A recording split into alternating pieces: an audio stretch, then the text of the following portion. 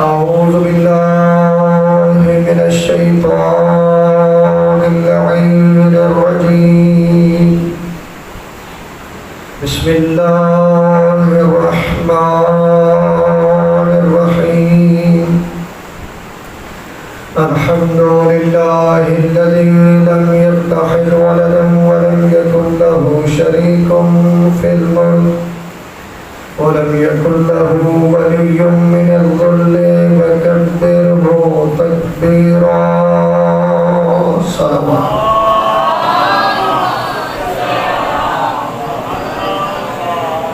الحمد لله الذي جعلنا من المتمسكين بولاية أمير المؤمنين. صلوات.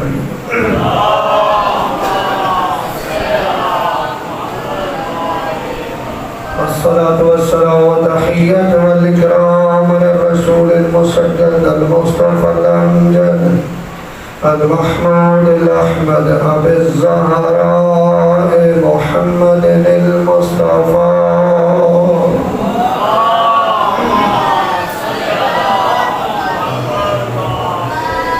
وأهل بيته الطيبين الطاهرين المعصومين المنتخبين المظلومين المطهرين الذين أذهب الله عنهم الرجس وطهرهم تطهيرا.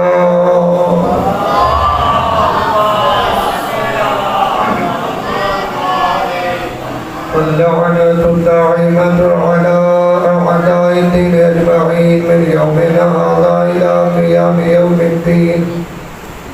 أما بعد فقد قال الحكيم بسم الله الرحمن الرحيم يا أيها الذين آمنوا اتقوا الله وكونوا مع الصادقين. صلوات علينا.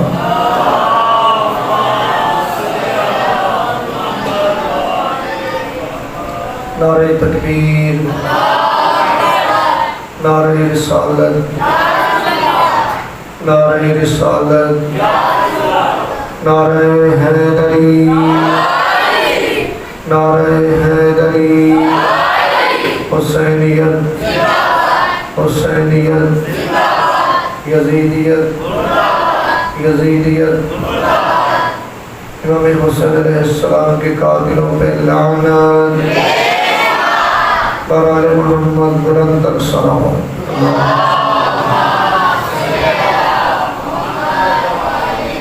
گاہے نسل کے داریان کا ان کے مومنین کا اور خلوص اہتمام پروردگار اپنی بارگاہ عالیہ میں قبول فرمائے. مالک کائنات ان کے توفیقات خیر میں اضافہ فرمائے. مالک عزت رزق بخت میں اضافہ فرمائے. مالک ان کی تمام تر جائز حاجات کو پورا فرمائے. بالخصوص اس مجلس سے ادا کے صدقے میں پروردگار ان کے مرحومین کے درجات بلند فرمائے. آپ تمام احباب کا قدم بقدم چل کے آنا مالک کے قدم کو عبادت میں شمار فرمائے. ہم سب کی مالک حاجات کو پورا فرمائے. اور جتنی دعائیں کسی بھی وجہ سے رکی ہوئی ہیں مالک اس ذکر کے صدقے میں ان تمام تر جائز دعاؤں کو قبول و منظور فرمائے. جتنے مومنین و مومنات نے میرے ذمہ دعائیں لگے ہیں اس ذکر کے صدقے میں پروردگار ان کی تمام تر جائز دعاؤں کو قبول فرمائے. حیدری صاحب کے بھتیجے بیمار ہیں، پروردگار تجھے واسطہ بیماری کربلا کی بیماری کا ان کو شفائی کلی عطا فرمائے. ہم سب کے گھروں میں جتنے مریض ہیں مالک شفا عطا فرمائے. اللہ کی دارین کتاب سے، اللہ کی بے عیب کتاب سے جو کتاب ہدایت بھی ہے، کتاب نصیحت بھی ہے، جو مومنین کے لیے شفا بھی ہے، جو مومنین کے لیے رحمت بھی ہے. پروردگار اس کتاب میں ارشاد فرما رہا ہے، سورہ توبہ ہے، آیت نمبر 119 ہے. پروردگار فرماتا ہے یا ایھا الذین آمنوا اتقوا اللہ وکونوا مع الصادقین. پروردگار فرما رہا ہے اے ایمان والو اللہ سے ڈرو اور سچوں کے ساتھ. ماشاءاللہ اب تو میں نے اتنے دن یہ آیت سنائی تو آپ کا بولنا یہ بتا رہا ہے کہ کم از کم ایک آیت اور اس کا ترجمہ آپ کو یاد ہو چکا ہے۔ اور میں نے کل بھی آپ سے گزارش کی تھی کہ یہ وہ آیت ہے کہ بڑے بڑے لوگ جو ہیں اس آیت کو پڑھ کے تحقیق کر کے مذہب اہل بیت پہ آ گئے۔ اگر اس پہ تحقیق کی جائے، اگر اس پہ تھوڑی سی دقت کی جائے تو انسان سوچنے پہ مجبور ہو جاتا ہے۔ اللہ جو کہہ رہے ہیں کہ ایمان والو اللہ سے ڈرو اور سچوں کے ساتھ ہو جاؤ، تو کون ہے جو اس دور میں سچا ہے اور ہم نے اس کے ساتھ ہونا ہے؟ یہ جو سوچ ہے یہ انسان کو بدل دیتی ہے، انسان کے نظریے کو بدل دیتی ہے، انسان کے خیالات کو بدل دیتی ہے، یا ایسے کہوں یہ وہ سوچ ہے جو انسان کی زندگی کو بدل دیتی ہے۔ پروردگار کا یہ فرمان، کل ہم یہاں تک پہنچے تھے کہ ایک یہ فرمان ہے جو آپ کو سنا رہا ہوں، ساتھ ایک فرمان سنایا تھا پروردگار سورہ آل عمران میں فرماتا ہے وَاعْتَصِمُوا بِحَبْلِ اللَّهِ جَمِيعًا وَلَا تَفَرَّقُوا۔ ایک درود پڑھنے کو آواز سے بلند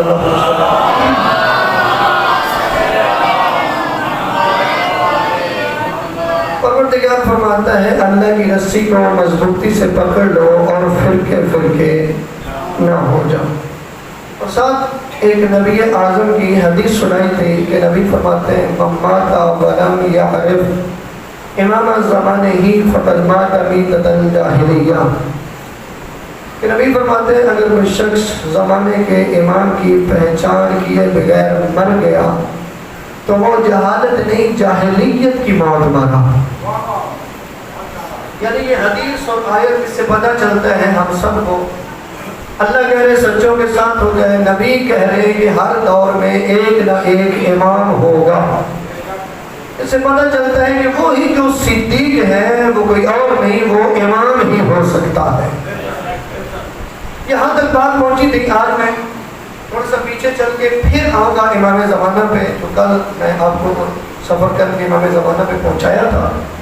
آج انشاءاللہ وہ بھی باتیں ہوگی، لیکن اس سے پہلے میں چاہتا ہوں تھوڑا سا ہمارے ذہنوں تک کچھ معلومات پہنچیں، کیونکہ یہ جو پچھلے دن گزرے 7 مجلسیں ہو چکی، ان 7 مجالس میں آپ نے نعرے بھی بڑے لگائے، آپ ذکر اہل بیت میں خوش بھی بڑے ہوئے، مقام اہل بیت پہ سن کے آپ کے چہرے پہ رونق بھی آئی، پیغام اہل بیت کو بھی آپ نے اچھا سنا۔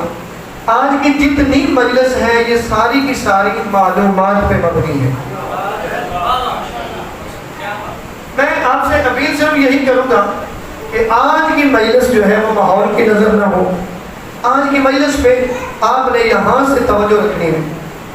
آج کی مجلس میں کوئی نعرے کی ڈیمانڈ نہیں ہے، کوئی صلوات کی ڈیمانڈ نہیں ہے، اپنی مرضی سے پڑھے تو مسئلہ نہیں، لیکن آج اتنی میں اپیل کروں گا کہ جو کچھ بیان کروں گا آپ نے کوشش کرنی ہے کہ اس کو سمجھ لیں۔ اگر بھول جائیں تو یوٹیوب پہ میرا چینل ہے، اس پہ میں ہر روز یہ جو بھی مجلس ہوتی ہے اپلوڈ کرتا ہوں، اس سے وہ سارے حوالے آپ لے سکتے ہیں مولانا کیسر مطاری کے نام سے۔ آج چلتے ہیں کہ ہر دور میں صدیق ہونا چاہیے، آیت کہتی ہے۔ نبی کہہ رہے ہیں کہ ہر دور میں ایک امام ہونا چاہیے جس کی معرفت ہونی چاہیے، یعنی نبی کی حدیث کے مطابق بھی ہر دور میں امام ہونا چاہیے، اور قرآن کے مطابق بھی ہر دور میں ایک صدیق ہونا چاہیے۔ یہاں تک بات کی سمجھ آ گئی؟ قرآن کہتے ہیں ہر دور میں ایک صدیق ہونا چاہیے، نبی کہہ رہے ہیں ہر دور میں ایک امام ہونا چاہیے۔ ان دونوں کی کڑیاں ملاؤ تو بات ایک ہی ہو جاتی ہے، ٹھیک ہے؟ اب ایک بات تھوڑے سے پیچھے چلتے ہیں کہ ہر دور میں امام ہونا چاہیے، تو پھر کتنے امام ہونے چاہیے؟ دور ہے سارے صحابہ، ایک یہ بات تو ذہنوں میں گھومتی ہے چونکہ معاشر میں تو اماموں کی تعداد مختلف مکاتب فکر میں مختلف ہے۔ پھر شیعہ سنی براکان تشریف فرما ہے، میں کہہ رہا ہوں ہر مکاتب فکر کے اماموں کی تعداد میں تھوڑی اونچ نیچ ہے۔ اگر آپ ششمامیوں کو دیکھیں تو ان کے تو ابھی تک امام ختم ہی نہیں ہوئے، ایسے کہ برادرانی اہل سنت ہے ان کے 4 امام ہیں، خلفائے راشدین بھی ہیں۔ ہم نے دیکھنا ہے نبی اعظم کی حدیث کے مطابق کہ امام کتنے ہیں جو ہر دور میں ہونے چاہیے. پتہ بھی ہو ہر دور میں ایک امام تو ہونا چاہیے، لیکن وہ ہیں کتنے؟ پہلے بات یہ ہوگی، پھر اس سے چلتے چلتے ہم آخری امام پہ آئیں گے. اجازت ہے کچھ پڑھنے؟ تو سب سے پہلے تو آج کل کے دور میں ہمیں بہت بڑا فائدہ ہے کہ کثرت کے ساتھ تشیع اور اہل سنت کی جو حدیث کی کتابیں ہیں ان میں متعدد احادیث موجود ہیں جن میں اماموں کا تذکرہ موجود ہے.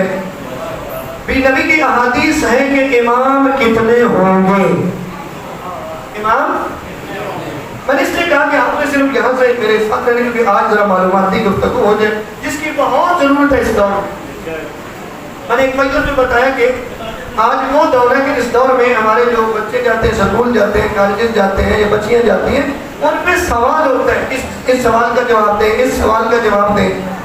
تو آج صرف رٹی رٹائی کاکری جو ہے اس سے کام نہیں چلے گا. آج علم کا دور ہے کیونکہ مذہب تشیع جو ہے وہ علم کا مذہب ہے، رسموں کا مذہب نہیں ہے. شیعہ وہی ہے کہ جس پہ سوال ہو تو وہ پھٹ جواب دے اور جواب بھی یا قرآن کے مطابق ہو یا نبی کی حدیث کے مطابق. توجہ ہے نا؟ آج میں احادیث سے چند باتیں کرنا چاہتا ہوں.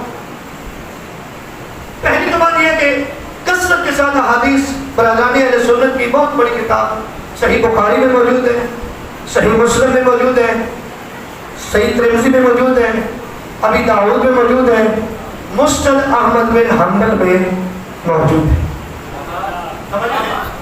ان میں سے سب سے بڑی جو کتاب ہے بخاری شریف اس کی ایک حدیث سنا دیتا ہوں آپ کو. جانب ہے جابر بن سمرہ روایت کرتے ہیں کہ نبی اعظم فرما رہے تھے، میں نے سنا نبی فرما رہے تھے، جابر کہتا ہے کہ نبی فرما رہے تھے کہ میرے بعد 12 امیر ہوں گے. حصہ یاد رکھنا آپ نے کتنے امیر ہوں گے؟ لفظ آپ کا پسندیدہ ذرا بول کے جواب دیے تاکہ آپ کو یاد ہو جائے. صحیح بخاری ہے اس میں یہ حدیث لکھی ہوئی ہے کہ جابر بن سمرہ کہتا ہے کہ نبی اعظم فرما رہے تھے اور میں نے سنا نبی فرما رہے تھے میرے بعد 12 امیر ہوں گے. کتنے امیر ہوں گے؟ 12 امیر ہوں گے. اور جابر بن سمرہ کہتا ہے آگے نبی نے جو بات کی وہ آہستہ کی، میں سمجھ نہیں سکا. میں نے اپنے باپ سے پوچھا آگے نبی نے کیا فرمایا تھا، تو میرے باپ نے کہا کہ وہ سارے 12 کے 12 قریش سے ہوں گے. میں نے وہاں جیسی حدیث سنا. میرے باپ نے کیا بیان کیا؟ جابر بن سمرہ کہتا ہے میرے باپ نے جو میں نہیں سمجھ سکا تھا اگلے جملے میرے باپ نے بتایا کہ وہ 12 کے 12 کس سے ہوں گے؟ سارے بولے کس سے ہوں گے؟ صحیح مسلم تھوڑے سے اضافے کے ساتھ یہی حدیث لکھی گئی اور جابر بن سمرہ ہی راوی. وہ کہتے ہیں کہ نبی اعظم فرما رہے تھے کہ اسلام اس وقت تک عزیز رہے گا یہاں تک کہ میرے بعد 12 خلیفہ ہوں گے.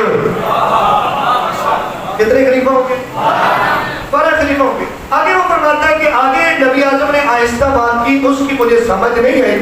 میں نے باپ سے پوچھا تو میرے باپ نے بتایا کہ نبی اعظم نے بیان فرمایا ہے کہ وہ سارے کے سارے خلفاء و امام قبیلہ بنی قریش سے ہوں گے. یعنی یہ حدیث بخاری میں بھی موجود ہے، یہ حدیث صحیح مسلم میں بھی موجود ہے. کثرت کے ساتھ حدیث کی اہل سنت کے اور تشیع کی کتابیں ہیں جس میں 12 امیر اور 12 خلیفے کا ذکر موجود ہے. اب میرے ساتھ ہے نا سبھی یہ موجود ہے. اچھا ایک کتاب بڑی آپ نے سنی ہوگی ینابیع المودہ. کون سی کتاب ہے؟ ینابیع المودہ. یہ بار میں دہراتا میں اس لیے ہوں تاکہ یہ لفظ یاد ہو جائے. ینابیع المودہ کتاب ہے شیخ سلمان بن ابراہیم قطوزی حنفی لکھنے والے. جب یہی احادیث ہے میں نے تو دو پڑھی ہیں مختلف طریقوں سے کثرت کے ساتھ احادیث ہے 12 اماموں والی 12 امیروں والی کسی میں 12 خلیفوں کا ذکر ہے کثرت کے ساتھ حدیثیں. اب ساری حدیثیں کیا ذکر نہیں ہو سکتی. وہ کہتا ہے کہ جب یہ ساری حدیثیں پڑھی تو اس نے ایک تحقیق کی ینابیع المودہ میں یہ موجود ہے. اہل سنت بزرگ عالم ہے لکھنے والا ینابیع المودہ. اس نے تحقیق کی. وہ کہتا ہے کہ یہ جو حدیث ہے جس میں 12 امیروں کا ذکر ہے 12 خلیفوں کا ذکر ہے وہ کہتا ہے کہ میں نے پوری تحقیق کی ہے یہ نبی کی اطاعت اور اہل بیت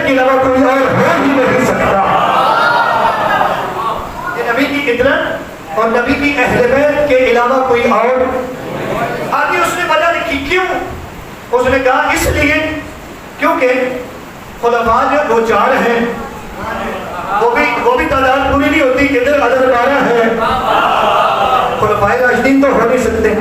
آگے وہ کہتے ہیں بنو امیہ کے جو خلفاء ہیں، بنو امیہ کے جو خلفاء ہیں ان کی تعداد تو 12 سے بھی زیادہ ہے، اور ان میں ایک عمر ابن عبد العزیز کو نکالا جائے بقایا تو سارے ظالم ہیں، تو وہ بھی نہیں ہو سکتے۔ وہ پھر اس نے تحقیق کی، اس نے کہا، اور دوسری بات یہ ہے کہ نبی نے فرمایا جتنے ہوں گے بنو ہاشم سے ہوں گے۔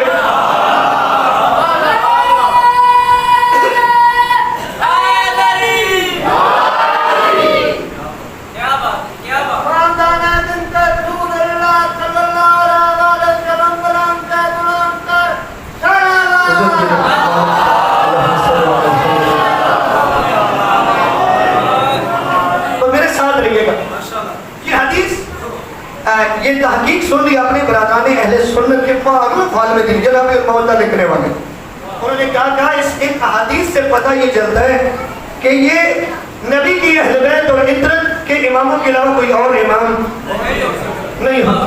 یہ آپ کا فقط یہ ذہن میں رکھیے گا۔ اور آگے اچھا ایک سوال ہوتا ہے کہ کوئی ایسی حدیث سنائیں کہ جس میں نبی نے جو امام آپ مانتے ہو ان کے نام بتائے ہو،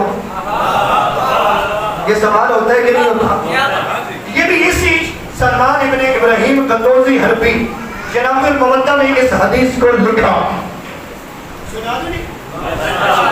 اس حدیث کو بھی نبی اعظم کی جو حدیث ہے اس کو ذکر کیا جناب المودہ والے نے اپنی کتاب میں۔ اب غور میری طرف ہوگی تو میں کچھ پڑھ پاؤں گا۔ میں نے کہا نا آج کے دن آپ نے یہاں سے میرے ساتھ، ٹھیک ہے؟ حدیث یہ بھی اس نے لکھی، سلمان ابن ابراہیم قندوزی حربی اہل سنت ہے، یہ نبی المودہ میں لکھتا ہے۔ وہ کہتا ہے کہ ایک ناصر نام کا یہودی، کیا نام ہے؟ ناصر نام کا یہودی آیا نبی کی بارگاہ میں، چند سوالات کیے، ان سوالوں کے ساتھ اس نے کہا کہ آپ بتائیں آپ کے بعد آپ کے جانشین کتنے ہوں گے؟ آپ کے بعد آپ کے جانشین کتنے ہوں گے؟ ساتھ ہی آپ کے سوال کا جواب بھی آ رہا ہے اس میں۔ سر ہیں مستعمل رکھنے نے سوال بھی کیا تھا کہ ایسی حدیث سنیں جس میں اماموں کے نام ذکر ہو، کیونکہ سوال ہوتا ہے لوگ کرتے ہیں سوال، میں نے چاہا میں آپ کو بھی سنا۔ ناصر نام کے یہودی آیا نبی کی بارگاہ میں، سوالات کیے۔ ابراہیم قندوزی، سلمان ابن ابراہیم قندوزی حنفی جناب المودہ میں لکھتا ہے کہ آخر میں اس نے سوال کیا کہ آپ کے بعد جانشین کتنے ہیں اور ان کے نام بتائیں۔ نبی اعظم نے فرمایا میرے بعد میرا وصی علی ابن ابی طالب ہے۔ غور کیجیے گا، غور کیجیے گا، میرے بعد میرا وصی کون ہے؟ میں لفظوں کی گارنٹی دے رہا ہوں اور خود ضامن ہوں جو میں روایت سنا رہا ہوں، جو حدیث سنا رہا ہوں۔ میرے بعد میرا وصی کون ہے؟ سارے بولے کون ہے؟ علی ابن ابی طالب۔ فرمایا اس کے بعد اس کے 2 بیٹے حسن و حسین۔ آگے فرمایا اس کے بعد امام حسین کی نسل سے 9 امام ہوں گے۔ اس کے بعد کتنے ہوں گے جی؟ یہ کل کتنے ہو گئے؟ علی علیہ السلام، امام حسن، امام حسین، حسین کی اولاد سے 9، 12 ہو گئے نا۔ اب وہ ناصر بھی میرے ذہن کے مطابق تو سیاح تھا، پتہ نہیں آپ کیا کہیں گے۔ اس نے کہا یا رسول اللہ آپ نے 3 کے نام بتائے ہیں، مجھے پورے 12 کے نام بتائیں۔ کتنے نام بتائیں جی؟ 12 کے نام بتائیں۔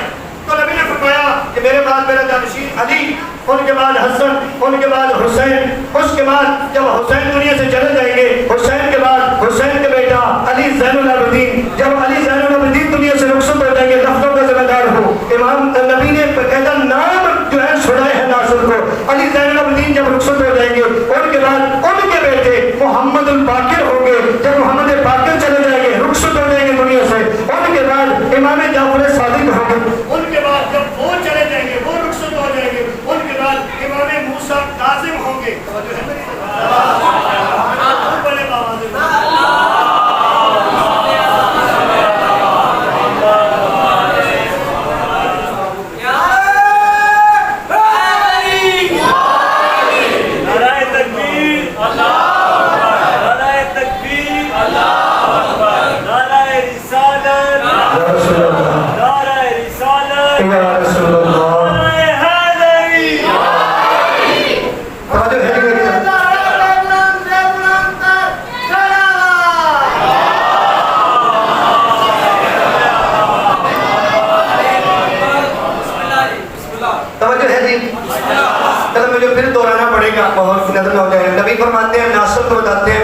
مسیح کون ہے؟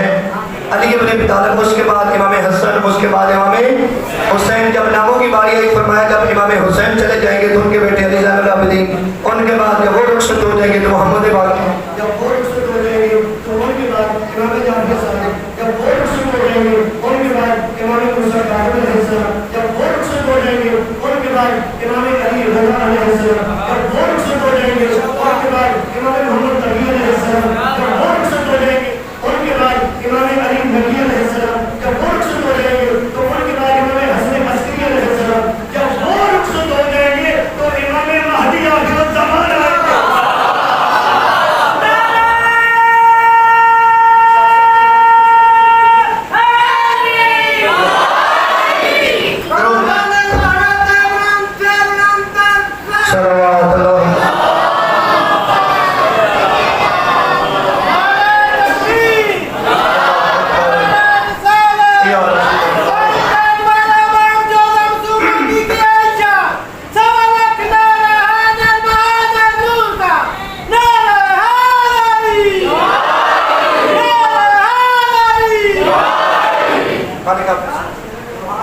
یہ 12 کے 12 امام جو ہیں یہ نبی اعظم نے نام لے کے گن کے بتائے.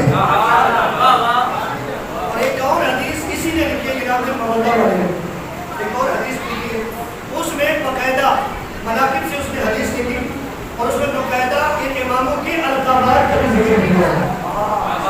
کیا کیا جی؟ یعنی جتنے القابات تھے ان کا بھی ذکر کیا. اور آخری امام کا تو یہاں تک لکھا کہ جب امام آئیں گے تو وہ اس دنیا میں عدل و انصاف قائم کر دیں گے اور ظلم جتنا ہوگا اس کو ختم کر دیں گے. یعنی یہ جو روایات ہے، یہ جو حدیث ہیں بتاتی ہیں کہ 12 امام کون ہوں گے اور یہ بھی بتاتی ہیں کہ آخری کون ہوگا.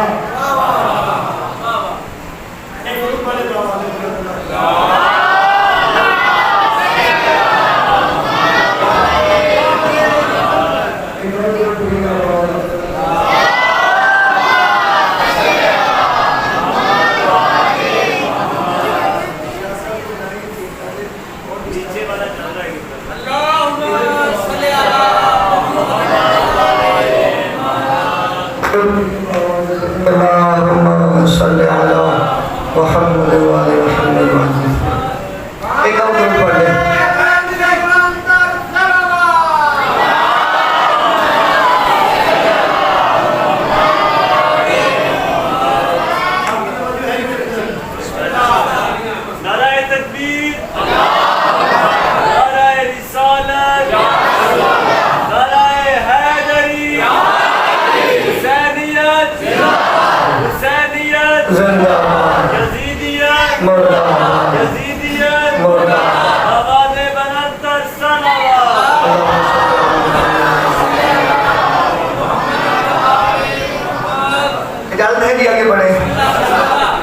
بہت آپ کے سامنے ہے لیکن آج موضوع بہت اچھا ہے جو معلوماتی ہے، میرا دل ہے کہ میں آپ تک پہنچا پاؤں. 12ویں تک پہنچ گیا نا سبھی کی ہے تو ہم کس تک پہنچے؟ اچھا 12ویں پہ آگے تھوڑا مسئلہ ہے لوگوں کو، لوگ توہین بھی کرتے ہیں بہت کچھ کرتے ہیں ٹھیک ہے، لیکن آؤ آپ کو بتاؤں 12ویں کے حوالے سے کتنی روایات موجود ہیں. 12واں آئے گا، 12ویں کا ظہور ہوگا. آیت اللہ جعفر سبحانی ایک مجتہد ہے بہت کمال کے، انہوں نے اپنی کتاب میں ایک تحقیق لکھی ہے اور وہ لکھے ہیں کہ کتنی روایتیں ہیں 12ویں امام کے متعلق ان کے ظہور کے حوالے سے. تو میں چاہتا ہوں کہ میں آپ کو وہ ساری تحقیق سنا دوں، اجازت ہے؟ اچھا وہ لکھتے ہیں کہ جی وہ پیغمبر اسلام کے اہل بیت میں سے ہے، یعنی 12ویں امام کے حوالے سے جو روایتیں لکھتے ہیں کہ وہ پیغمبر اہل بیت میں سے ہے. یہ کل 89 حدیثیں ہیں. کتنی ہے؟ 89. یعنی ایک کام 90 احادیث موجود ہیں جن میں یہ لکھا گیا ہے کہ آخری امام جو ہے وہ نبی کی اہل بیت میں سے ہے. کتنی حدیثیں ہیں؟ ایک کام 90 احادیث ہیں جن میں یہ کہ وہ پیغمبر اکرم کی اہل بیت میں سے ہو۔ آگے فرماتے ہیں جی وہ امیر المومنین حضرت علی علیہ السلام کی اولاد میں سے ہوں گے۔ اس حوالے سے 214 احادیث موجود ہیں۔ آیت اللہ جعفر سبحانی نے اپنی کتاب میں یہ تحقیق لکھی، میں آپ کو سنا رہا ہوں۔ اسی لیے گزشتہ دنوں میں نے آپ سے بات کی تھی کہ امام کے بعد جو ان کے نائبین ہیں وہ مراجع عظام ہیں، اور انہوں نے اتنی کتابیں پڑھی ہیں، یہ دین ہم تک پہنچانے کے لیے ہم وہ کتابیں ہی نہیں یاد کر سکتے۔ میں ابھی آپ کو بتا رہا ہوں کہ جتنے احادیث سے موجود ہیں وہ امیر المومنین حضرت علی علیہ السلام کی اولاد میں سے ہوں گے، جس پر 214 احادیث ہیں۔ کتنی؟ یہ ذہن میں رہے کہ 12ویں امام کی بات ہو رہی ہے۔ وہ حضرت فاطمہ زہرا سلام اللہ علیہ کی اولاد میں سے، اس پر 192 حدیثیں۔ کتنی جی؟ وہ امام حسین علیہ السلام کی اولاد کے 9 فرزند ہیں۔ کتنے؟ امام حسین علیہ السلام کی اولاد کے 9 فرزند ہیں، یعنی 9 بیٹے ہیں۔ کتنے جی؟ اس پہ کتنی حدیث ہیں؟ اس پر 148 احادیث ہیں۔ کتنی ہے؟ 148 ہے۔ وہ امام زین العابدین کی اولاد میں سے ہے۔ اس کی وہ امام زین العابدین کی اولاد میں سے ہے، اس پر 185 احادیث ہیں۔ اور یہ یاد رکھیے یہ جھوٹی بات نہیں ہے، آیت اللہ نے یہ ساری پڑھی ہے تو لکھی ہے۔ آگے دیکھتے ہیں وہ امام حسن عسکری علیہ السلام کی اولاد میں سے، اس پر 146 احادیث ہیں۔ ٹھیک ہے، اس کے بعد وہ فرماتے ہیں وہ ائمہ اہل بیت علیہ السلام کے 12ویں امام ہیں، اس پر 136 احادیث ہیں۔ ٹھیک ہے، وہ روایتیں جو ان کی ولادت کی خبر دیتی ہیں، یہ بھی ایک مسئلہ ہے قرآنی اہل سنت میں جو بھی پیدا ہوں گے۔ ہم کہتے ہیں کہ 15 شعبان 255 ہجری کو آ چکے ہیں، توجہ ہے؟ تو اس پر کتنی احادیث ہیں جو ولادت کی خبریں دیتی ہیں؟ اس پر 214 احادیث۔ کتنی ہے؟ 214۔ اچھا آپ بتائیے گا 214 تھوڑی ہوتی ہے؟ جو ولادت کی خبر دیتی ہے کہ پیدا ہو چکی ہے 214 ہے۔ خود پڑھیے گا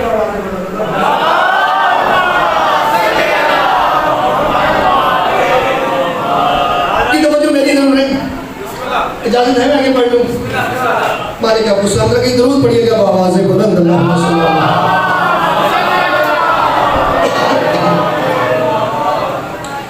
ہاں جی، وہ روایتیں جو ان کی ولادت کی خبر دیتی ہے، بات آواز صحیح آ رہی ہے؟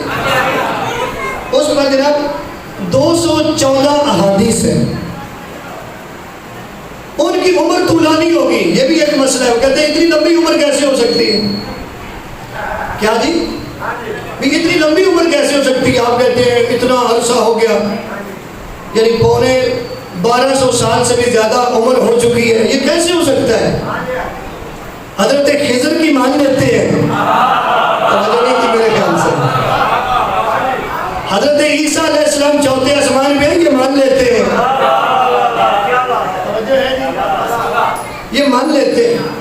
حضرت نوح علیہ السلام کی 2500 سال عمر مان لیتے ہیں، یہ نہیں ماننی کیونکہ ساتھ اہل بیت آ گیا نا۔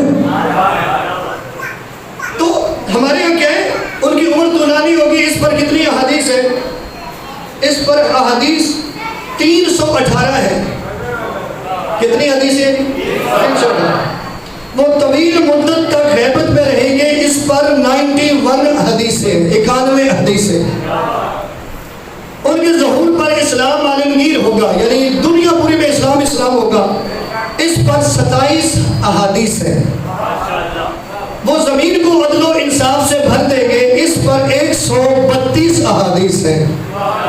اچھا، اتنی چیزوں کے بعد بھی اگر کوئی انکار کر دے تو وہ پھر وہی ہے کہ جو کہتا ہے بھئی تم مانو نہ مانو، کما سفید ہی ہے۔ توجہ ہے؟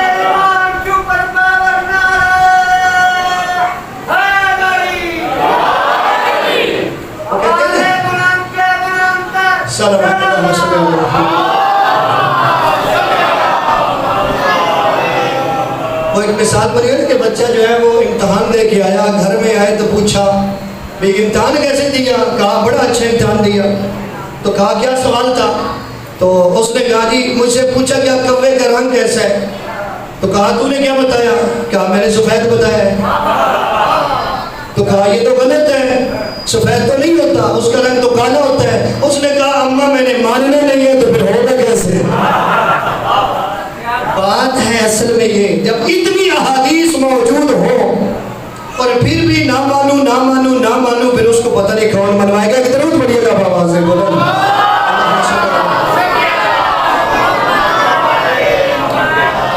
ہاں جی، اب آتے ہیں جی امام زمان پہ، اجازت ہے جی؟ تھوڑی سی ٹائم میں تھوڑی سی معلومات ہو جائے امام کے حوالے سے۔ کیوں؟ اس لیے امام کی حوالے سے ہمیں زیادہ جو ہے معلومات ہونی چاہیے۔ اس کے ساتھ نہ لگائیں، میرا آواز دیں ایک درود پڑھے گا آواز بلند اللہ صلی اللہ علیہ وسلم۔ آپ کا دھیان ہے میری طرف، میں نے ساری جو محنت کی ہے میں اسی مقام تک آپ کو لانا چاہتا تھا، کیونکہ ہماری معلومات جو ہیں آخری امام پہ سب سے زیادہ ہونی چاہیے۔ جو افسوس کے ساتھ کہنا پڑتا ہے کہ ہماری معلومات کم ہیں، زیادہ ہونی چاہیے، کیونکہ ہمارے وقت کے امام ہیں اور ہمیں اپنے وقت کے امام کا پتہ ہونا چاہیے نا۔ مثلا میں ایک مثال دیتا ہوں، اگر ہم چھٹے امام کے دور میں ہوتے ہیں یا ساتویں امام کے دور میں ہوتے ہیں تو ہماری یہی حالت ہوتی کہ ہم امام سے بے خبر ہوتے۔ توجہ فرمائیں۔ اور اکثر علماء کہتے ہیں کہ اگر ہم تیسرے امام کے دور میں ہوتے تو کیا ہماری یہی حالت ہوتی؟ اور علماء نے یہاں تک لکھ دیا کہ اس وقت بھی یہ جو تھوڑے بندے پہنچے ہیں نا، امام کے ماننے والے کافی تھے۔ ہو سکتا ہے جذبہ بھی ہو ان میں، لیکن امام کے بارے میں معلومات ہی نہیں رکھی۔ امام کس حال میں ہے؟ ہمارے امام پردہ غیبت میں، ہمیں معلومات ہونی چاہیے، ہمیں امام کو یاد رکھنا چاہیے۔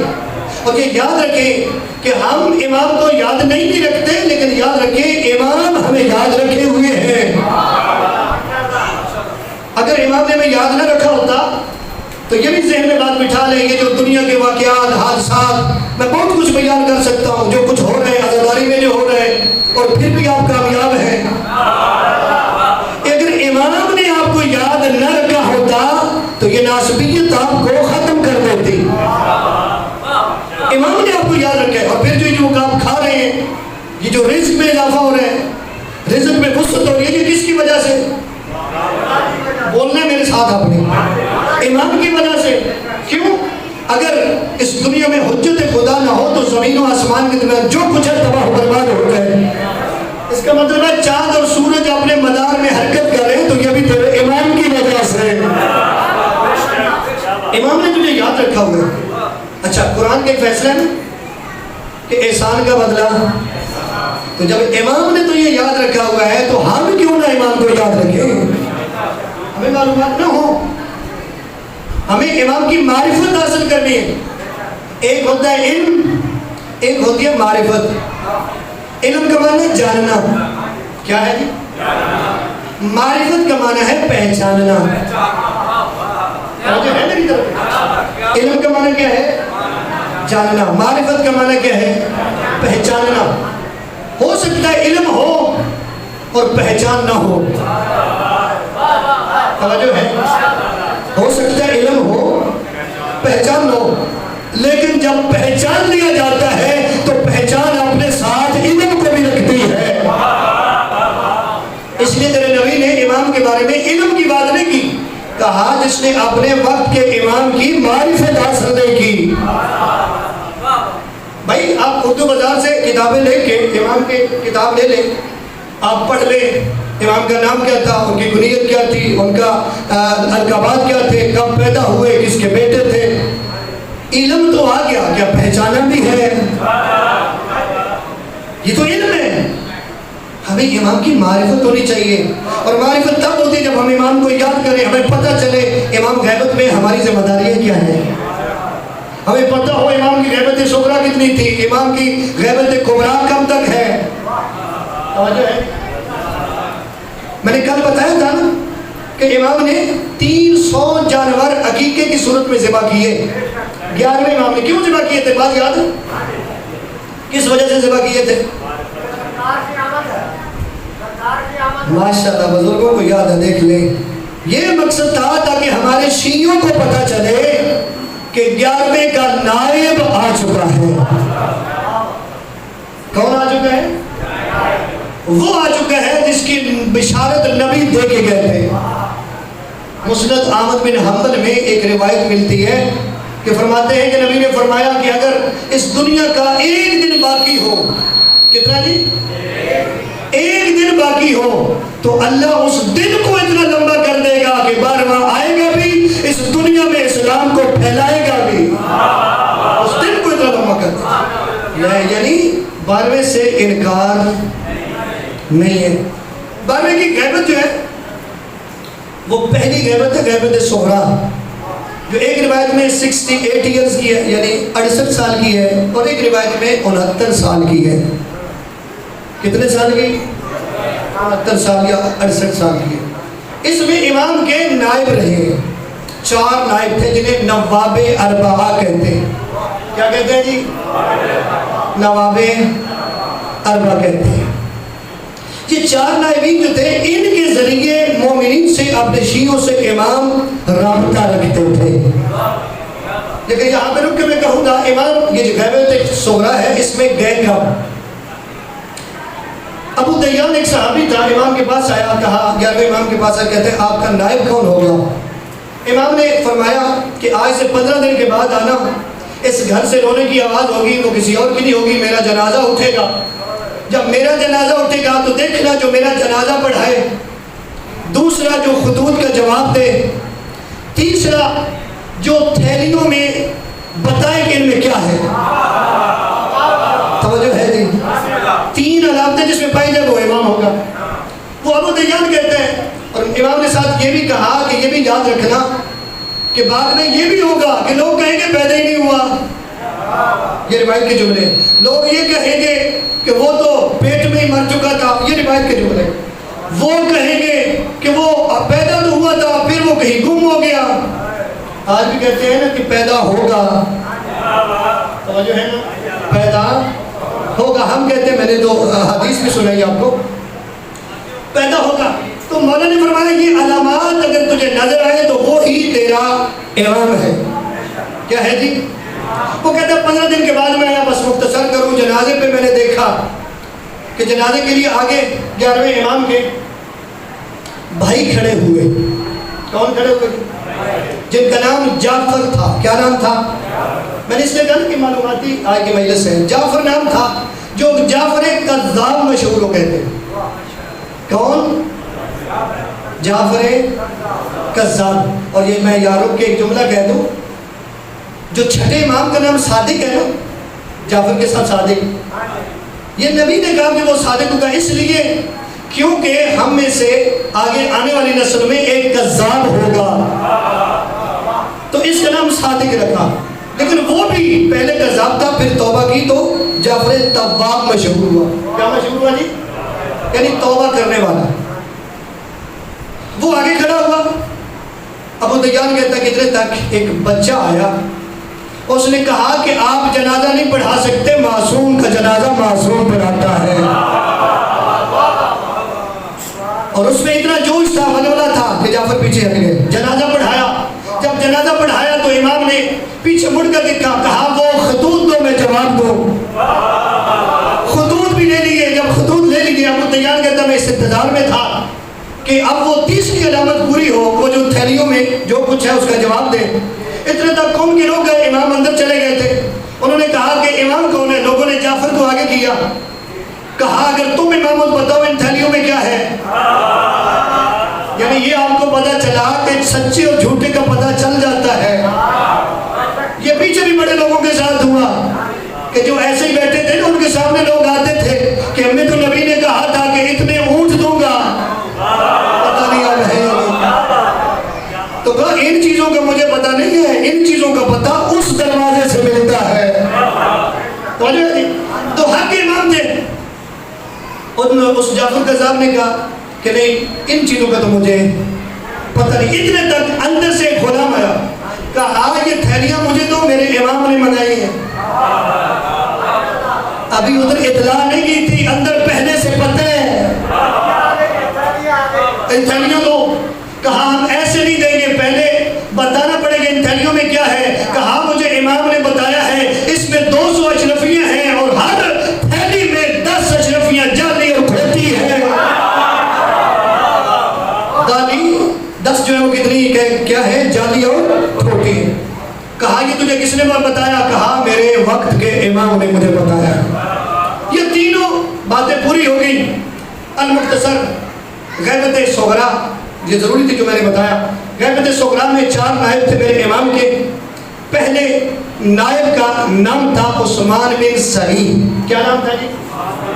ان کے ذریعے امام جو تھے وہ کیا کرتے تھے, مومنین سے رابطہ رکھتے تھے. اور ایک بات رہ گئی کہ اس جنازے کے بعد چونکہ حالات بڑے خراب تھے, امام سرداب میں چلے گئے. سرداب عربی زبان کا لفظ ہے جسے تہخانہ کہتے ہیں. کیا کہتے ہیں؟ گھر میں تہخانہ تھا, اس میں چلے گئے. جب اس میں چلے گئے تو ہوا یہ کہ امام رابطہ رکھتے تھے اور حکومت تھی اس کا تو مقصد یہ تھا ہر ایک پہ نگاہ رکھتے تھے. اور یہ بھی کوشش تھی کہ نبی نے جس کے بارے میں کہا ہوا ہے کہ وہ دنیا کو عدل و انصاف سے بھرے گا, تو ہم نے تو اس کو قتل کرنا ہے. انہوں نے لوگوں کو دیکھا تو پتہ چلا کہ امام اس سرداب میں, گھوڑوں میں چند بندوں کو بھیجا. جب سرداب میں وہ اترے تو کیا دیکھا, ایک سرسبز باغ ہے, اس میں نہر جاری ہے. جب غور سے دیکھا نہر کی دوسری طرف ایک خوبصورت جوان ہے جو نماز پڑھ رہا ہے. یہ ایک بندہ آگے چلا, نہر میں گیا, ڈوبنا شروع, باہر نکالا گیا, دوسرا گیا, تیسرا, چوتھا, پانچواں.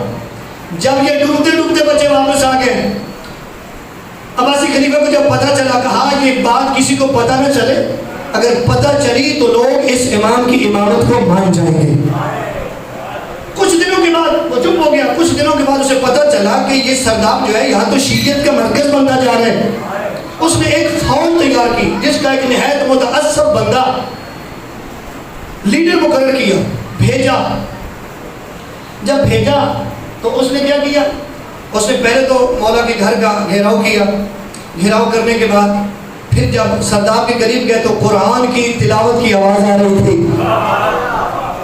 قرآن کی تلاوت کی آواز آ رہی تھی. اس نے کہا گھیراؤ چھوڑ دو, سرداب کے پاس آ جاؤ اور سرداب کا دروازہ بند کر کے اندر آ جاؤ. جب اندر گئے تو وہی سرسبز باغ پانی کے قریب جوان نماز پڑھ رہے ہیں. اب ہوا کیا, جب یہ قریب جانے لگے تو امام نے صرف ایک طرف ادھر دیکھا تو کسی کو نظر ہی کچھ نہیں آیا. توجہ ہے میری طرف. اس لیڈر نے کہا تھا جب میں اشارہ کروں تو حکم جو میں نے دیا وہ کر دے گا, یعنی قتل کر دے گا. اب ہوا ایسا, امام کے ادھر دیکھنے میں اتنا جذبہ تھا, اتنی پاور تھی کہ جس نے اشارہ کرنا تھا اس کا اشارہ غائب ہو گیا اور جو دیکھ رہے تھے ان کو دیکھنا بند ہو گیا. امام ان کے پاس سے کہیں اور چلے گئے.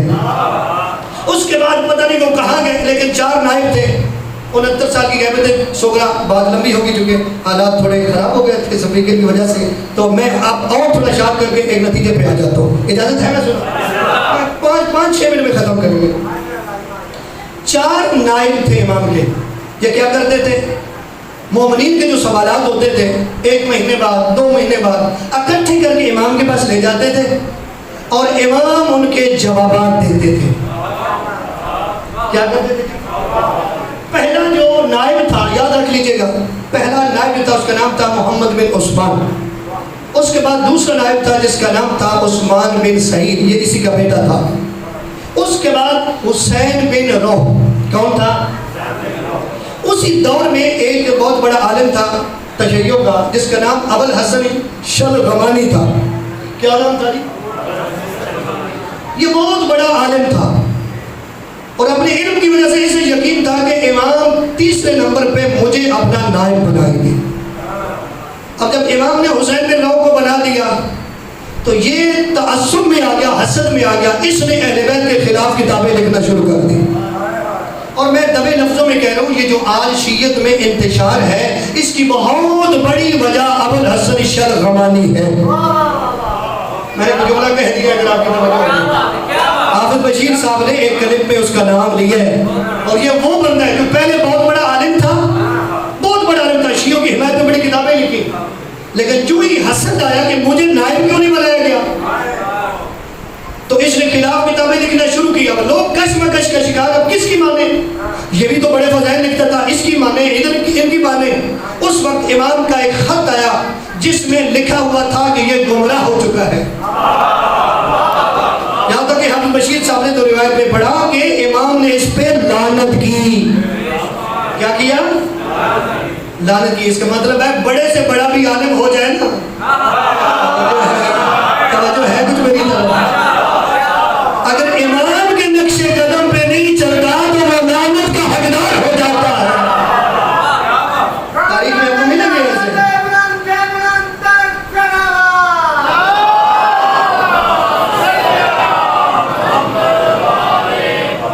دوسری باتیں انشاءاللہ کل میں کوشش کروں گا کرنے کی، لیکن ایک بات جو ضروری ہے وہ ضرور کروں گا، کیونکہ ہم کوشش کریں پیغام اہل بیت کی بھی، اور یہ 2 منٹ میں ختم ہو جائے۔ پیغام اہل بیت کی جو بات کر رہے ہیں، ہم نے عقیدے کے بارے میں بڑی بات کی، پیغام کی صورت میں عمل کی بات کی، ٹھیک ہے؟ تو جو آخری نائب تھے نا امام کے، تیسرے حسین بن، آخری تھے علی بن محمد سمری۔ کون تھے؟ لیکن یہاں پر روکی ایک بات ضرور کرتا جاؤں کہ یہ چاروں کے چاروں نائب جو تھے نا، ان میں ایک بھی سید نہیں ہے، سارے کے سارے غیر سید ہیں۔ اب جو سید بیٹھے میں ہاتھ مانگ کے معافی مانگ رہا ہوں، میں بھی آپ کی توہین نہیں کر رہا، صرف ایک ہمارے نا معاشرے میں غلط چیز پھیل رہی ہے۔ کئی جگہوں پہ ایسی بھی بات ہے کہ جی چونکہ انتشار ہے نا، میں نے ابھی ابو الحسن چرغمانی کی بات کی کہ اس نے انتشار پھیلایا، اکثر جگہوں پہ ایسے ہے کہ جو پیش نماز ہے وہ سید کے علاوہ کوئی ہو ہی نہیں سکتا۔ یہ بھی ایک بات ہے۔ میں نے اس لیے کہا یہ سارے کے سارے کون ہیں، یعنی مقصد کیا ہے، امام نے یہ بتا دیا کہ اگر انسان کا عمل اچھا ہے تو غیر سید بھی ایک مقام پہ پہنچ سکتا ہے۔ ابو بصیر کون تھا؟ نائب تھا تیرے امام کا، چھٹے امام کا کوفہ میں۔ سلمان فارسی کون تھا؟ امام علی علیہ السلام نے گورنر بنا کے بھیجا، وہاں نمازیں پڑھاتا تھا کہ نہیں؟ پتہ نہیں آپ ہیں میرے ساتھ کہ نہیں؟ سادات کا بڑا احترام ہے، نبی فرماتے ہیں سید آ جائے تو کھڑے ہو جاؤ۔ لیکن یہ جہاں انتشار ہوتا ہے وہ کوئی طالب علم یا عالم نہیں بتائے گا تو کون بتائے گا؟ سید آ جائے تو کھڑے ہو جاؤ، احترام کرو۔ کیا کرو؟ یہاں تک حدیث ہے، نبی فرماتے ہیں کہ میری جو اولاد ہے، جو سید ہے، اگر وہ تو نیک ہے تو اس کی عزت کرو اللہ کے لیے، اگر وہ گناہگار ہے تو اس کی عزت میرے لیے کرو، میں اجر دوں گا۔ یعنی یہ نہ سمجھیے کہ میں کوئی آپ کو بتا رہا ہوں کہ سید کے احترام نہیں ہے، احترام ہے، لیکن جو بات معاشرے میں ایک غلط پھیلی ہے اس کا جواب بھی کوئی طالب علم یا عالم ہی دے گا نا، میں تو طالب ہوں۔ لیکن غیر سید بھی ہو تو اگر وہ کسی مقام پہ پہنچ جائے تو امام کہتا ہے کہ تو میرا نائب ہے۔ کیا ہے جی؟ تو میرا نائب ہے۔ چاروں غیر سید اور اتنا مقام، اللہ اور بندوں کے درمیان جو واسطہ ہو اسے کیا کہتے ہیں؟ امام کہتے ہیں، اور جو امام اور بندوں کے درمیان واسطہ ہو اسے نائب امام کہتے ہیں۔ کیا کہتے ہیں جی؟ اور کتنا مقام ہے۔ اسی علی بن محمد سمری کے دور میں ایک جھگڑا ہو گیا شیعہ میں، اور یہ جھگڑا آج بھی ہے۔ اسی وجہ سے میں نے بات شروع کی، ٹائم کا مجھے خیال ہے لیکن بات چونکہ جو شروع کی ہے وہ میں پہنچا دوں، کیونکہ یہ جو تار لگی ہوتی ہے نا، بعض اوقات جب ٹوٹ جاتی ہے پھر وہ مزہ نہیں رہتا۔ معلوماتی بات ایک بات صرف یہی کر دی، جھگڑا ہو گیا۔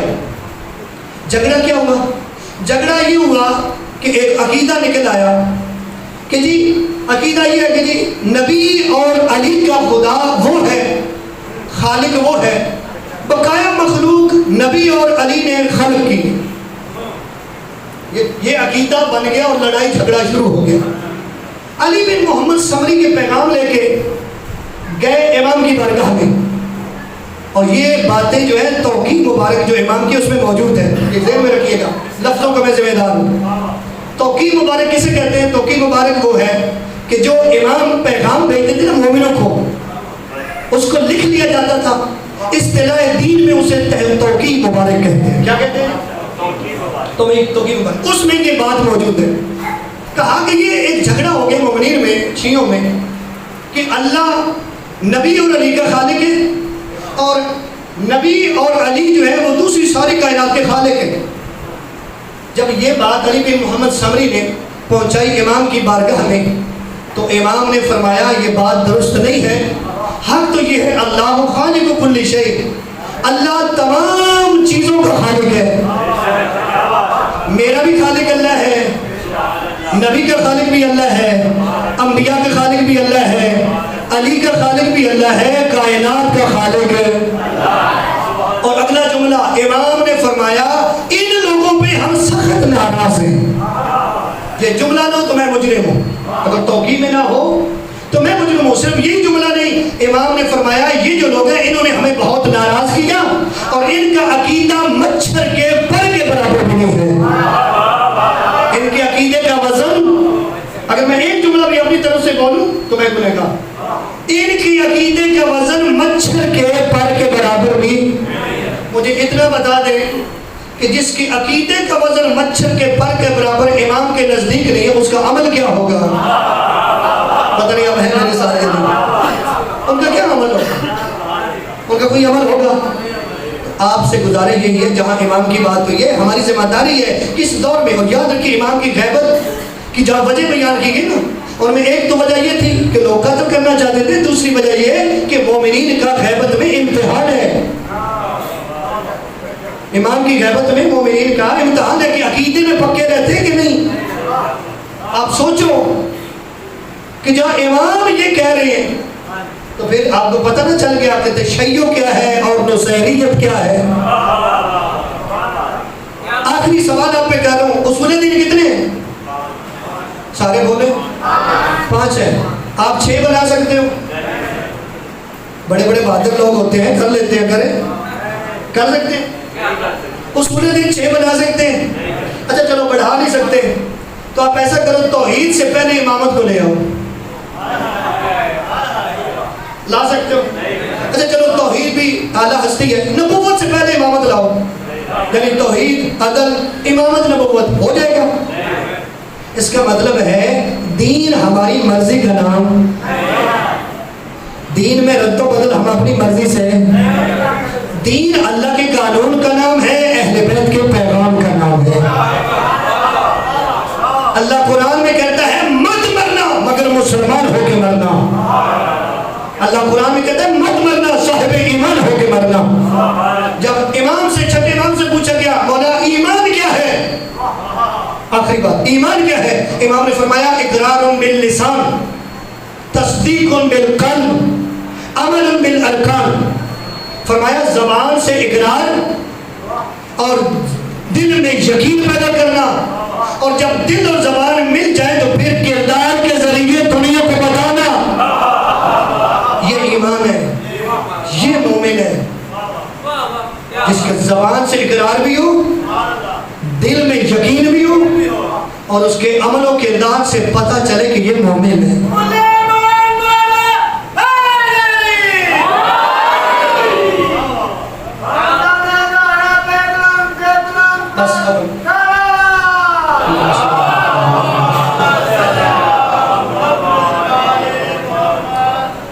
چیز یاد رکھیے، اس تشیع پہ، اس مذہب اہل بیت پہ یقین کرے بڑا خرچہ ہوا ہے. اور شیعہ وہ نہیں ہے کہ جو امام اور سائڈ پہ چلے ہم اور سائڈ پہ چلیں. شیعہ وہ ہے جدھر امام چلے ادھر ہی اس کا شیعہ چلے. سرکار عباس کا کتنا بڑا مقام ہے، جہاں جناب عباس کی اتنی صفات ہے نا، اتنے درجات ہیں، وہاں جو جناب عباس کی سب سے بڑی فضیلت ہے وہ یہ ہے کہ جناب عباس نے اپنی زندگی میں وہ کی ہے جو امام نے کہا ہے. جناب عباس نے کیا کی ہے؟ منبر پہ لوگ نادانی میں پڑ جاتے ہیں کہ امام حسین نے یہ کہا تو عباس نے کیوں کہا، کیوں اور عباس کا جوڑ ہی نہیں. اگر کربلا میں عباس کیوں کرتا تو آج کربلا کا نقشہ یہ نہ ہوتا. عباس نے تو جب امام حسین نے سامنے کہا یہ کرنا ہے، عباس نے تو سرکار وفا. تو ہم جناب عباس کی سیرت کو ہی پڑھیں تو پتہ چلے گا کہ امام کا کیا مقام ہے اور ہم نے کیا کرنا ہے. بڑی مشکل اجازت ملی, بس ٹائم کافی ہو گیا. جناب عباس کو اجازت نہیں ملتی تھی. اجازت میرا پڑھ لینا آسان ہے, آپ کا سن لینا آسان ہے. یہ امام حسین علیہ السلام جانتے ہیں کہ عباس کو میں نے اجازت دینی کیسے ہے. امام فرماتے تھے تو میری فوج کا جرنیل ہے, بہادر باپ کا بہادر بیٹا, یہ بتا جس فوج کا جرنیل مارا جائے وہ فوج کس سہارے پہ ہوتی ہے. کوشش کیجئے گا جناب عباس کی جو وفا پہ رونے کی ہڈی ہے. جناب عباس نے ایک دفعہ دائیں دیکھا پھر بائیں دیکھا, دیکھ کے فرماتے ہیں مولا وہ فوج کدھر ہے, جرنیل تو موجود ہے. جملہ مشکل تھا. وہ فوج کدھر ہے, نہ اکبر ہے, نہ قاسم ہے, نہ عمر محمد ہے. لیکن پھر بھی یہ نہیں کہا. کیوں نہیں کی؟ کئی دفعہ اجازت مانگی نہیں ملی. آخر میں جب آئے ہیں تو امام نے اجازت نہیں دی. علماء پڑھتے ہیں کہ ایک دفعہ بچوں کے رونے کا شور آیا. جب شور آیا نا تو امام سمجھ گئے کہ عباس کی اجازت کا وقت آ چکا ہے. اب جب عباس نے غور سے دیکھا تو آگے حسین کی 4 سال کی سکینہ ہے, جن کی چھوٹی اولاد ہے. چھوٹے بچے ہیں بنو ہاشم کے, سادات کے, جن کے ہاتھوں میں جام ہے پانی کے. ایک ہی آواز آتی ہے, سکینہ چاچا کو کہہ دے ہم بڑے پیاسے ہیں. رونے والے جناب سکینہ کی آواز آتی ہے, چچا آپ کو میری پیاس پہ رحم نہیں آتا, یہ میرے خشک ہونٹ آپ کو نظر نہیں آتے, میری زبان خشک نظر نہیں آتی, میرا بھیا علی اصغر پیاسا نظر نہیں آتا. حضرت اللہ بس اجازت میری ختم کرنے لگا ہوں. کہا عباس میری طرف سے اجازت ہے, اس بہن سے اجازت لے جو تیرے سہارے پہ کربلا آ گئی. بڑا مشکل جملہ ہے. رونے والے جناب زینب علیہ کے پاس ہے, جناب زینب مٹی پہ بیٹھے. کہا عباس جیسے آئی تو ہے ایسے ہی جب بابا کی شادی تھی نا کوفے میں, بابا آئے ایک دن روتے ہوئے آئے, مجھے کہا مٹی پہ بیٹھ, میں مٹی پہ بیٹھ گئی. میرے بابا رونا شروع ہو گیا. میں نے کہا بابا آپ کبھی نہیں روتے, آج رونے کی وجہ. کہا میں اس لیے رو رہا ہوں, یہی کوفہ ہوگا تیرے ہاتھ میں. اجرکم اللہ, اجرکم اللہ. عباس مجھے یقین نہیں آتا تھا. میں نے کہا تھا بابا جس کا حسین جیسا بھیا ہو, جس کا عباس جیسا بھیا ہو, جس کے علی اکبر جیسے بیٹے ہو, جس کے قاسم جیسے بیٹے, کون ہے جو زینب کے ہاتھوں میں رسیاں ڈالے گا. میرے بابا روتے تھے, جواب نہیں دیتے تھے. عباس آج جب تو اجازت لینے آیا نا مجھے پتہ چل گیا اب میں کوفے بھی جاؤں گی, اب مجھے شرابی کے درباروں میں بھی جانا پڑے گا, اب مجھے پتھر بھی ہائے کر دینا. اجرکم اللہ, اجرکم اللہ, اجرکم اللہ. رونے والوں جناب عباس کی غربت میں جی بھر کے رویا کرو. رونے والوں جناب عباس کے ہاتھ تیری شفاعت کا باعث ہے. میں نے روایت میں پڑھا ہے کہ جناب سیدہ جب میدان محشر میں آئے گی نا, جب اپنا مقدمہ اللہ کے دربار میں پیش کرے گی, اور رونے والوں رسول کائنات فرمائیں گے میری بیٹی مجھے بتا اس میری امت کی شفاعت کے لیے کیا لائی ہو. تو جناب سیدہ فرمائیں گی یہ میرے عباس کے بازو ہیں. اجرکم اللہ, اجرکم اللہ, اجرکم اللہ. عباس کے بازو قیامت والے دن تیری شفاعت کے باعث ہے. بخل نہ کرنا جناب عباس کی غربت میں رونے میں. بڑی مشکل اجازت ملی جناب عباس کو. فرات کے کنارے پہ ہے, لڑ کے جنگ کر کے فرات کا کنارہ خالی کرایا. مختصر کرو, ٹائم کافی ہو گیا. مشک پانی کی بہنی, وفا دیکھنا. اور رونے والوں عباس رہوار کو کہتا ہے پانی پی لے, ہم ایسے ہی نہیں شبیہ بناتے. عباس کہتے ہیں پانی پی لے. کہا وفادار کا وفادار جانور ہوں. اجرکم اللہ, اجرک آپ کی معرفت میں سر. کہا وفادار کا وفادار گھوڑا ہوں. کہا جب تک سردار نہیں پیے گا میں نہیں پیوں گا. روایت کہتی ہے سوار اور رہوار پیاس سے بہہ رہے. عمر سعد نے اعلان کیا پانی تو عباس نے بھر لیا, اب حملہ کرو, پانی خیمے کی جگہ جناب عباس نکلے، گئی فوجیں واپس آئی، چاروں طرف سے حملے شروع ہوئے، کوئی تیر مارتا تھا، کوئی تلوار مارتا تھا، اور ہونے والوں اتنے حملے ہو رہے تھے۔ عباس علی کا بیٹا زخموں میں چور ہے، ایک ایک عضو ہے، کئی تیر لگے ہوئے ہیں، اور ہونے والے پھر بھی مشرق کو بچا رہے ہیں۔ اللہ کرے میں جملے پڑھ لوں، آپ سن لیں۔ ایک ملعون نے چھپ کے وار کیا جناب عباس کا بازو قلم میں، خود تو جناب عباس کے مرید بیٹھا ہو، اور ہونے والا عباس کا بازو جب قلم ہوا، اللہ تعالیٰ جب ایک بازو قلم ہوا، عباس نے کہا علی اصغر کا صدقہ، مشرق کو اٹھایا، دوسرے بازو پہ رکھا، اور ہونے والا مشرق بھی بچا رہے ہیں، تیر بھی کھا رہے ہیں۔ حضرت دارو ایک اور ملعون نے وار کیا، جناب عباس کا دوسرا بازو بھی قلم ہو گیا، اور ہونے والوں جناب عباس نے وہ مشرق اٹھائی، اور پتہ نہیں کس انداز میں اٹھائی، بازو تو قلم ہو چکے تھے، مشرق کا تسمہ منہ میں دبا لیا، اور ہونے والوں ایک ہی دعا کی، میرا اللہ میں بچوں نہ بچوں، مشرق خیمے پہنچ جائے، حسین کی سکینہ پیاسی ہے، آپ کو کہو نہ پبیچ تیری وفا پہ صدقے، کہاں مشرق پہنچ جائے علی اصغر پیاسے، اجرکم اللہ، اجرکم اللہ۔ ایک ملعون نے تیر مارا، اجرکم اللہ، اجرکم اللہ، ایک ملعون نے تیر مارا جو مشرق پہ لگا۔ میرا پڑھ لینا آسان تھا، آپ کا سن لینا بھی آسان تھا۔ عزاداروں یہ تیر